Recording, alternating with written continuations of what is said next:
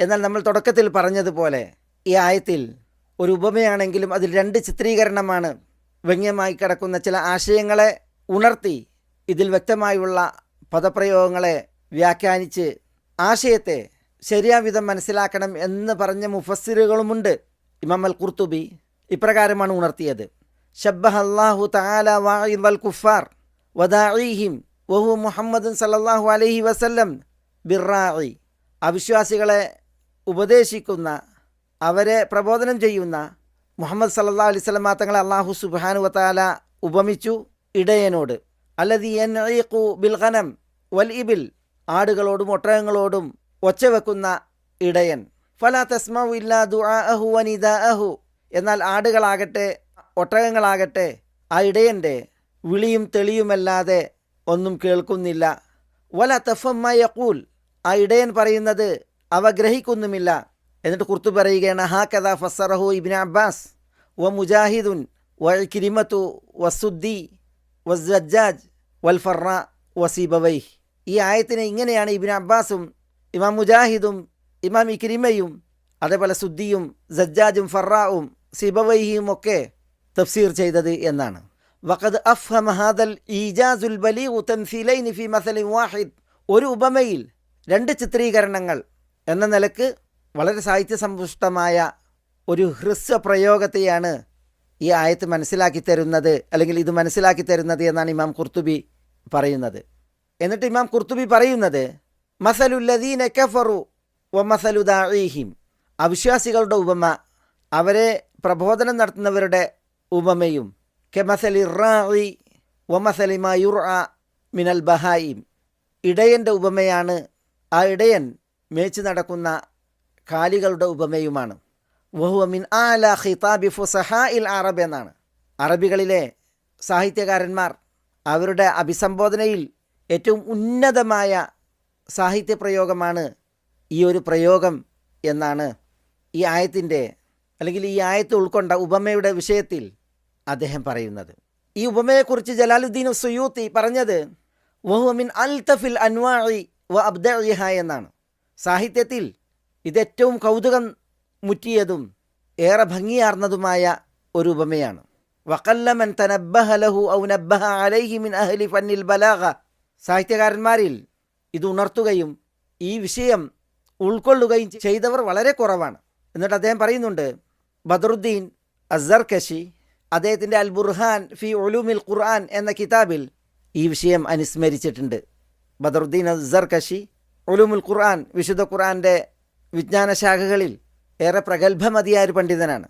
അദ്ദേഹത്തിൻ്റെ അൽ ബുർഹാൻ അദ്ദേഹത്തിൻ്റെ അറിവിൻ്റെ ബുർഹാനുമാണ്, തെളിവുമാണ്.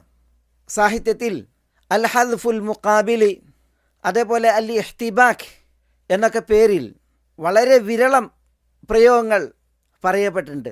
അത്തരമൊരു പ്രയോഗമാണ് ഈ വചനത്തിലുള്ളത്. വമസലുല്ലദീന കഫറു കമസലില്ലദീ യൻഇഖു ബിമാ ലാ യസ്മഉ ഇല്ലാ ദുആഅൻ വനിദാഅ എന്നിടത്ത്. അൽ ഇഹ്തിബാഖ് എന്ന് പറഞ്ഞാൽ അൻ യുഹ്ദഫ മിനൽ അവ്വലി മാ അസ്ബത നദീറുഹു ഫിസ്സാനി വമിന സ്സാനി മാ അസ്ബത നദീറുഹു ഫിൽ അവ്വൽ. നമ്മുടെ ഈ ആയത്തിലെ ഉപമ ഉൾക്കൊണ്ട രണ്ട് ഉപമകൾ, അല്ലെങ്കിൽ രണ്ട് ചിത്രീകരണങ്ങൾ, അതിനെക്കുറിച്ച് ജലാലുദ്ദീൻ സുയൂത്തി റഹ്മത്തുള്ളാഹി അലൈഹി പറയുന്നത് വഹുവ മിൻ അൽതഫിൽ അൻവാഇ വ അബ്ദഇഹ എന്നാണ്. ഏറ്റവും കൗതുകവും പുതുമ നിറഞ്ഞതുമായ ഒരു ഉപമയാണിത് എന്നാണ്. എന്നിട്ട് അദ്ദേഹം പറയുന്നുണ്ട്, വഖല്ല മൻ തനബ്ബഹ ലഹു ഔ നബ്ബഹ അലൈഹി മിൻ അഹ്ലി ഫന്നിൽ ബലാഗ.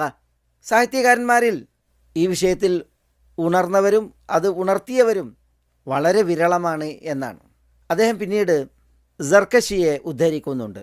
ബദറുദ്ദീൻ മുഹമ്മദ് അസ്സർകശി അദ്ദേഹത്തിൻ്റെ അൽ ബുർഹാൻ ഫി ഉലൂമിൽ ഖുർആൻ എന്ന മഹൽ ഗ്രന്ഥത്തിൽ അൽ ഹദ്ഫുൽ മുഖാബിലി എന്ന പേരിട്ട് ഈ ഒരു ഉപമയെ, അത് ഉൾക്കൊണ്ട രണ്ട് ചിത്രീകരണങ്ങളെ, ഉപമകളെ വിശദീകരിക്കുന്നുമുണ്ട്.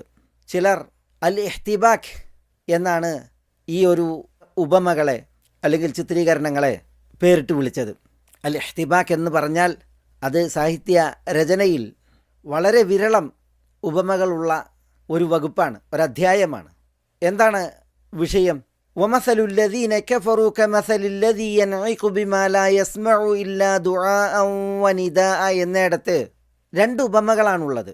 മസലുല്ലദീന കഫറു എന്നതും കമസലില്ലദീ യൻഇഖു എന്നതും. ഇവിടെ അയ്യുഹ്ദഫ മിനൽ അവ്വലി മാ അസ്ബത നദീറുഹു ഫിസ്സാനി, ഒന്നാമത്തേതിൽ നിന്ന് കളയപ്പെട്ടു, ആ ഒന്നാമത്തേതിന് തുല്യമായി രണ്ടാമത്തേതിലുള്ളത് സ്ഥിരപ്പെടുത്തിയതെന്തോ അത്.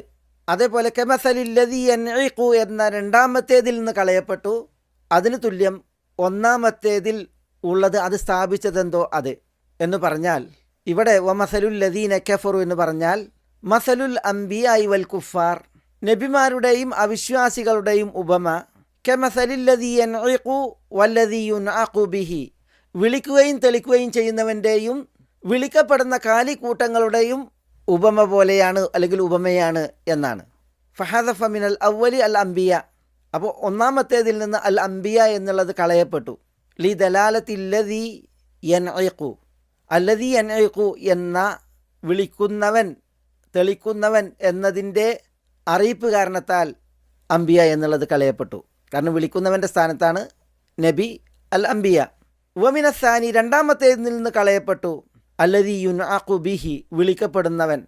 ലി ദലാലത്തില്ലദീന കഫറു അലൈഹി, അല്ലദീന കഫറു അവിശ്വസിച്ചവർ എന്നത് ആ വിളിക്കപ്പെടുന്നവയെ അറിയിക്കുന്നതിനാൽ.